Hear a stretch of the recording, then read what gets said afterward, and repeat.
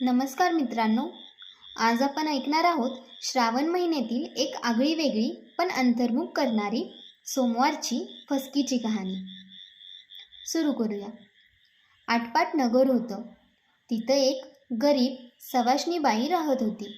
श्रावण महिना आला की तिचं मन भक्तिभावानं भरून यायचं.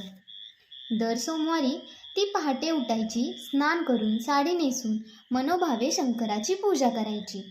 एक उपडा दुसरा उताना एवढे 2 तांदूळ घ्यायचे, थोडासा पसाभर.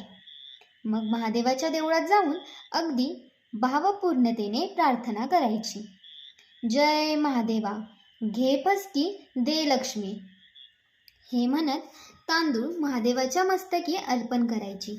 जे उरलेले तांदूळ असायचे ते ती नंदीच्या पाठीवर व्हायची.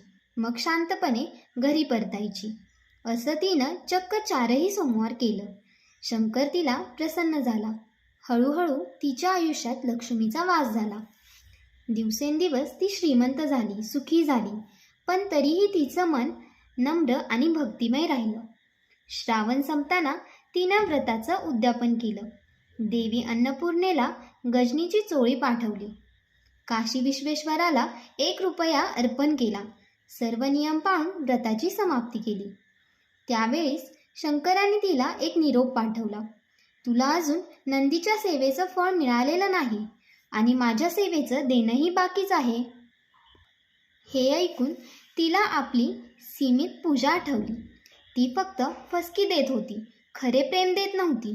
शेवटी शंकराने तिला पुन्हा आशीर्वाद दिला.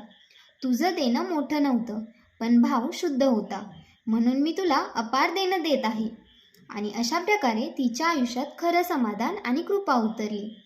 जसं त्या गरीब पण श्रद्धाळू सवाशीणबाईला विश्वेश्वर प्रसन्न झाला, तसाच तो तुम्हा आम्हा साऱ्यांना हो, हीच मनोकामना.